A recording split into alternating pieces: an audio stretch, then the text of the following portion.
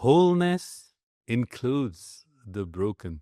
Forever since our childhood, we are taught to fix ourselves, to hide the cracks, to heal the wounds, and somehow be whole, whatever that means. What if you were never meant to be flawless? What if the very parts you're trying to erase are the ones that make you real, make you human? That, my friends, is the paradox. Wholeness is not perfection. It's the profound embrace of all that we are, broken in our unique ways and yet beautiful in our unique ways. There is this whole myth of being fixed. The self-help world often pushes the idea we should fix ourselves, as if we are broken machines and we need to be upgraded. New parts need to be put in. But healing isn't about erasing your past.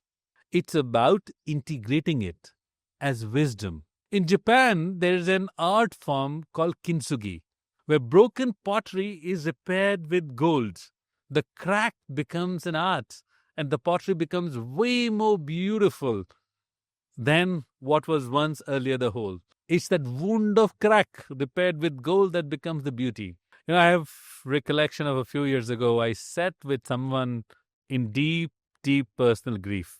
And he said, I'm tired of pretending I'm okay. And in that moment, as he said it, his raw honesty became a doorway to his healing. Your pain doesn't make you less spiritual. It just makes you more human, more open. And by being more open, more whole. There is certain degree of wisdom in completeness. In Vedanta, for example, the self is not something that becomes whole. The self already is whole. Or as the Vedas say, Purnam Adaha Purnam Idam. That is whole. This is whole. From wholeness comes wholeness. It says in the Isha Upanishad. How can something be whole and cracked? You must be wondering about that. It is because wholeness is not the absence of wounds. It's the awareness that even the wounds belong within your wholeness. Wholeness means nothing is rejected, including the imperfections you have in your personality, in your beliefs, in your characters. Nothing is left out. Everything is included, unjudged. If you take a lens of neuroscience and experience and look into what compassion shows, there are lots of studies that show that self-compassion, not self-criticism, is what leads to lasting change. Meaning, the way change happens in our personality, in our body, comes from acceptance of that imperfect part of ourselves more sustainably than a criticism of what we do not like. When we embrace our story, however imperfect it is, with gentleness and compassion, the brain's threat system calms down, the amygdala calms down, and literally neuroplasticity increases, and the integration of that experience begins. Now, one of my favorite psychologists, Carl Jung, once said it very simply, I'd rather be whole than good, because wholeness includes contradiction. It holds both the light and the shadow in the vast awareness of the whole. Let me ask you this at this point. How are you doing about accepting your inner contradictions? Have you accepted them? Or are you still trying to curate a version of you that others will approve of, chasing a perfection that you don't even believe is the true you? It's paradoxical, isn't it, in itself? So here is the sacred contradiction. You do not ever become whole by eliminating your broken parts.